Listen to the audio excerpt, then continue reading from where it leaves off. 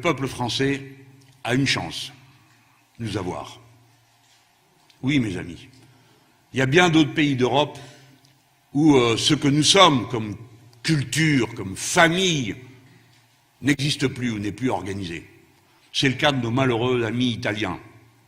Je ne prends qu'eux parce que c'est le peuple voisin et le peuple frère, et qui évidemment est condamné, voué à des Berlusconi, qui à un coup passe pour un voyou, le lendemain est célébré par toute la presse comme une issue européenne, et par des formations politiques d'extrême droite qui sont là et occupent tout le devant de la scène. Notre peuple dispose de cet outil précieux qu'est la France insoumise, qu'il ne faut pas rabougrir, qu'il ne faut pas réduire. Mais nous sommes engagés dans une bataille plus grande que celle de notre pays. La vérité, c'est que M. Macron n'a pas inventé une ligne de son programme, un mot de ce qu'il propose. Tout ce qu'il fait, tout ce qu'il organise, tout ce qu'il dit, et il l'assume, sont des copier-coller de la feuille de route de la Commission européenne. La réforme de la SNCF ne vient pas de surgir de leur esprit. Elle n'a d'ailleurs aucune finalité rationnelle. Personne ne peut croire que le train va mieux marcher après qu'il soit passé dessus qu'avant. Ce n'est pas vrai. Au contraire, les expériences de tous les pays d'Europe montrent le contraire. Mais ils ont réussi à bourrer le crâne des gens et certains hésitent sur le sujet. Mais je crois qu'en profondeur, la société a compris que quand on privatise un service public, ça marche moins bien après qu'avant.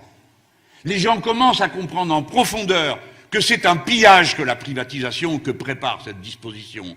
Mais le plan Macron sur la SNCF, ce n'est rien d'autre que ce qu'ils ont appelé le 4e paquet ferroviaire que j'ai vu passer au Parlement européen et contre lequel j'ai voté avec mon camarade Younous Omarjee, qui est ici là devant nous et qui a été classé, j'en profite pour vous le dire, meilleur député européen de l'année, France Insoumise. C'est le 4e paquet ferroviaire.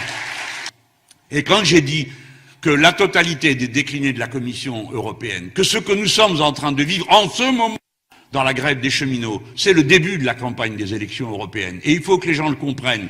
Parce que derrière tout ça, ils ont un bulletin de vote. Et ce bulletin de vote, ils l'auront dans un an.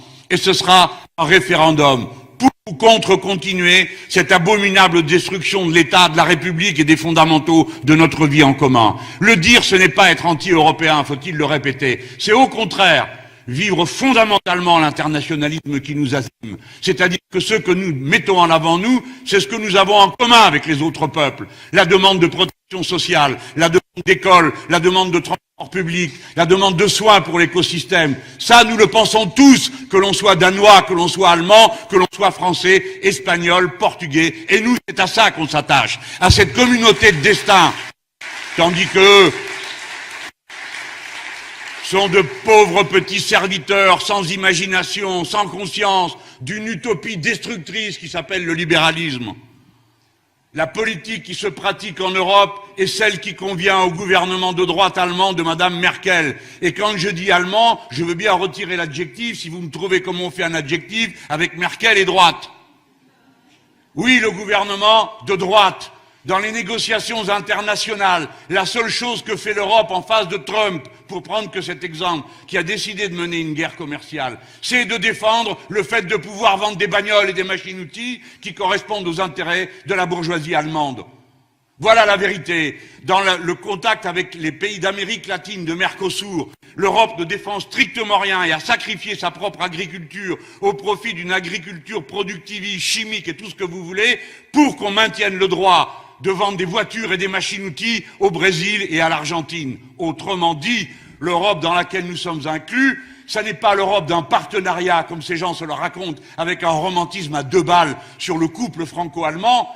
Le gouvernement allemand n'est pas un partenaire de la République française. Il se comporte d'une manière agressive et déloyale à l'égard de tous les autres pays d'Europe, parce qu'il accumule les excédents commerciaux sur le dos de tous les peuples d'Europe par la surexploitation des travailleurs de l'Europe de l'Est et la surexploitation et l'utilisation de la situation avec les Français. Ah oui, bon, c'est un discours, faut l'entendre. Hein.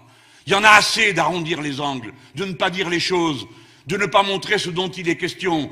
Si nous ne sommes pas réalistes, si nous ne traitons pas les problèmes en face, on ne pourra jamais discuter avec personne en Europe. C'est ça que nous sommes en train de vivre. Nous ne voulons pas faire l'Europe en défaisant la France.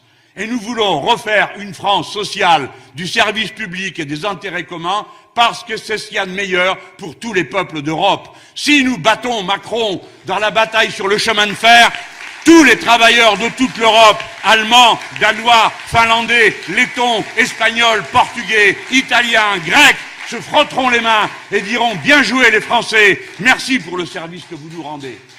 Voilà ce que c'est que d'être un Européen. C'est de mener la lutte pour les intérêts communs du peuple en Europe.